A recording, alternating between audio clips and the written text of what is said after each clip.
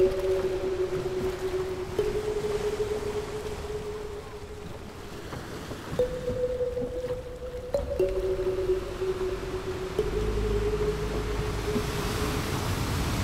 we are in Hong Kong, and Hong Kong is a meeting place of different cultures. The project, in this particular here, we are at the UNESCO Bioethics Conference to create a shared word around universal human rights. This conference is on bioethics, multiculturalism and human rights.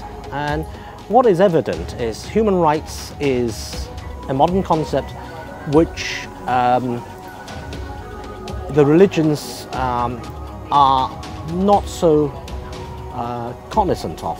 The idea of this project is to gather experts in bioethics from different religious and cultural traditions.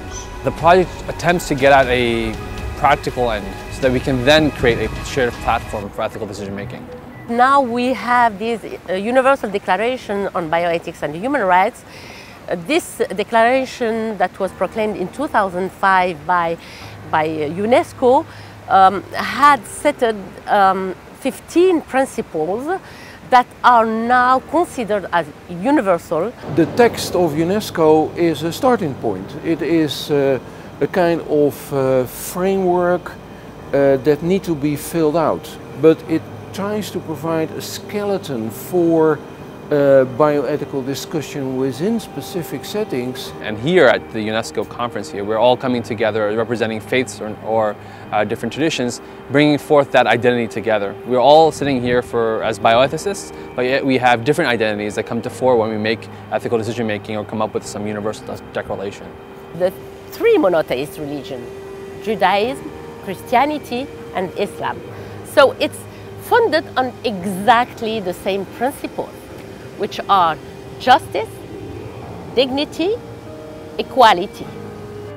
Dignity can also be in the framework of respect, because in fact for Chinese there is an intrinsic concept of dignity anyway within the older Chinese framework of thinking, whether it's Confucian or not. Whatever kind of Buddhist ethics as people in the West are familiar with have to be constructed.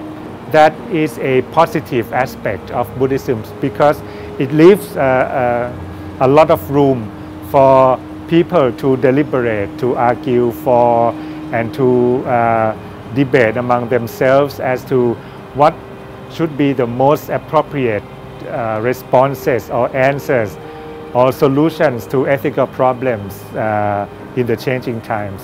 In a pluralistic society, we should try to find common ways, or in law we should accept a sort of minimum ethics. But the minimum ethics above all has a content the principle of human dignity and the principle of justice above all. In Judaism there's an inseparable link between the political and social on the one hand and the religious on the other.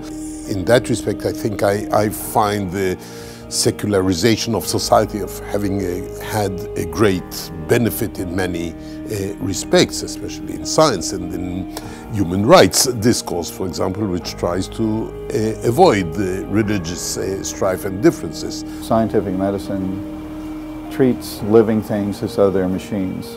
We end up having a kind of technocracy where science defines the truth and then expects society to function in accordance with that truth. This undercuts basic human rights. I think, we've made a good start on some aspects of human rights. And the thing is, it is very obvious that the talk of human rights, or what we have covered, which in multiculturalism, religion, with vis-a-vis human rights, is far from complete. We always must be open to dialogue on this topic because it's endless in a certain way. And I think bioethics should more and more address the issue, what are really the basic needs or a decent minimum of care that should be accessible for everybody in the population. They raise questions and we will try to give answers. Worthwhile project, and we need to interact more with the other, with other points of view. We should never, never, never forget that we are all humans. And since we are all humans, we are equal, and we should be able to discuss, we should be able to communicate, and we should be able to agree on what is the best, or at least what is not bad for all humans. And that's it.